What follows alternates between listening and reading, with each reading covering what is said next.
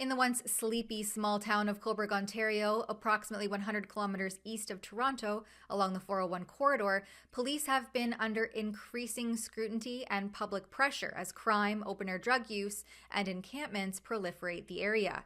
Adding insult to injury, on November 2nd, there was a letter leaked in local media today's Northumberland that made sweeping allegations about the supposed toxic internal affairs within the Cobourg police, from things like unethical practices, illegal activities, racism, sexism, and more. It is said to have come from someone part of the CPS's management team who claims the management structure appears to prioritize cronyism over merit, with a culture of fear and misconduct in certain areas of the force. The named officers were withheld from publication, but the writer hoped to initiate a third-party investigation about what they called troubling dynamics within the force, as morale remains low and approximately 20% of employees are off on mental leave. Some of you may recall that Chief Vandegraff acknowledged the emotional toll things like enforcing stay-at-home orders and lockdowns were having on his force back in 2021. Now, within the letter, there are claims of misappropriation of funds during search warrant executions, where members do not wear body cameras, making substantiating these misconduct claims nearly impossible, and members apparently misusing police resources for authorized surveillance of fellow officers. These concerns were allegedly brought forward by constables during a meeting last year, but ultimately were disregarded by the chief and deputy chief. 2 days later, the Cobourg Police Board released a statement pointing to avenues where complaints could be made, and that the letter was referred to the Inspectorate of Policing for review. This could take weeks, months, or years. Apparently, no one really knows. On Thursday, November 7th, the police held a community town hall, so I went to check it out. Chief Vandegraff gave some opening remarks. Here's some snippets. I stand before you at a pivotal moment for our community. For the last 15 months, we have experienced something that has never been experienced here in Cobourg, but has been the reality in many other communities. This is a moment where we must not only openly express our concerns about crime, safety, and the future of Cobourg, but to know the facts about the situation and what is being done about it. As your top law enforcement officer for the town of Cobourg, I felt it was important to update the public on where things stand, as well as provide residents the opportunity to express their questions and concerns. I understand the sentiment that many of you feel, a desire for a chief who will take a strong stand against crime and prioritize the safety of our families and friends.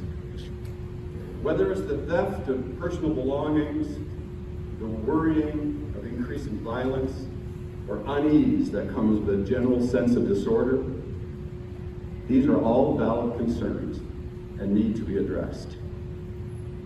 I want to assure you that to the best of my ability as chief, my top priority is that you feel safe in your homes, walking our streets, and enjoying our parks.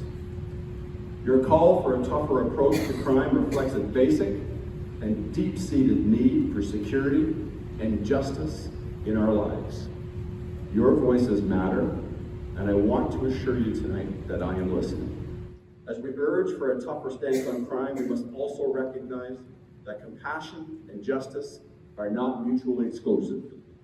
We all understand the importance of balancing enforcement with empathy. Our team recognizes the impact the last 15 months has had on you, and they too are frustrated in instances that would love to see a different path forward. As a service, our mandate is to provide effective community policing through the fair, consistent enforcement of laws. These months of change have allowed our core function to become diluted. Often police are seen as the first resort for some and the last resort for many. Our members recognize this and are proud to lead, but we realize in many cases others can and should lead.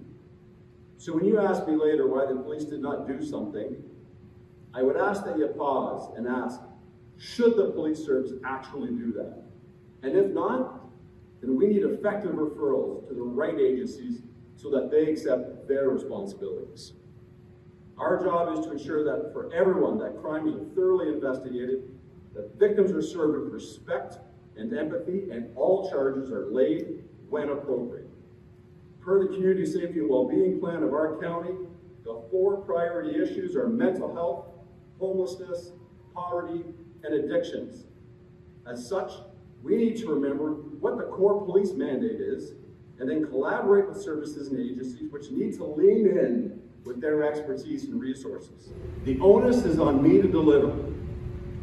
I will ensure accountability for any failing of our team if any of our core functions are not met.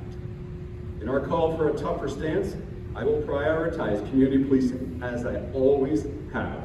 Repeatedly throughout the night, the chief stressed how stretched thin his officers are. So I asked him about the fact that there are officers on paid leave dating back to 2017. Thanks, Chief Vandergraaf. On the topic of building capacity, there's growing concern about how many of the Cobourg Police Service officers are actually on paid leave currently. So can you confirm how many or what percentage of your police force is on paid leave and how that affects your ability to effectively deliver policing in the area? Yeah, thanks very much.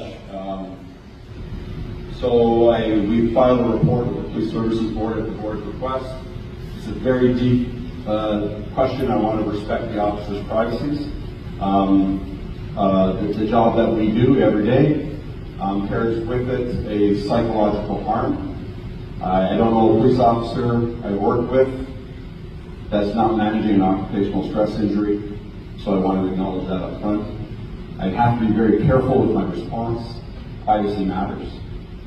But currently we have 8 officers off going back to 2017. 6 with permanent restrictions from frontline policing. We have 8 officers currently off.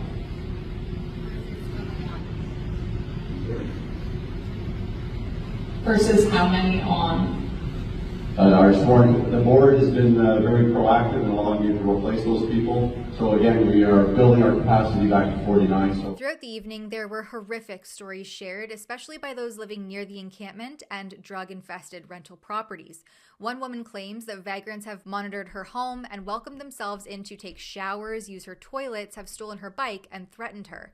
The meeting was overall an opportunity for the chief to confidently promise those who pay his salary a proactive rather than a reactive approach in the community, assuring that he is committed to taking a firm stand against crime, particularly in efforts to stop encampments and end the normalization of crime and drug use that is impacting this town, especially vulnerable groups like seniors and children, driven by radical activists and their enablers.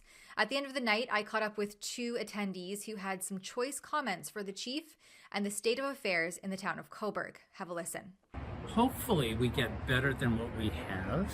For most of the people that I know in this community, and I work with a lot of seniors in this community, they're scared. And for me, that's my motive, to find out more what they're planning to do. Tonight's meeting, the chief sounded like he's got a plan, but I think it's lip service to us to make everybody happy. I hope I'm wrong, but from what I've seen in the community, it's just been dispersed. I want to see the rank and file, the people on the ground, show respect for the victims when they phone and have, even if it's not important issues according to the officers, they have to respect the taxpayers that are paying for the bills and treat them with respect and make sure that they're attended to. There were way too many people that had to phone multiple times on the same incidences and they're dropping the ball and not communicating with the public. We need action because we're paying for it. Value for money is what I'm looking for. And when the taxpayer is not getting the service level for the millions of dollars that we're paying for this, they're going to be held accountable for that. It's to the point where, how far do we have to go before we start saying, okay, please help? I've had other issues where we've brought information forward to the police department, and like the lady said tonight when she was talking about, we'll call you. Well, gee, I got a cell phone, I got a home phone, I got a phone recorder, the whole 9 yards. They haven't called back. Where do we go?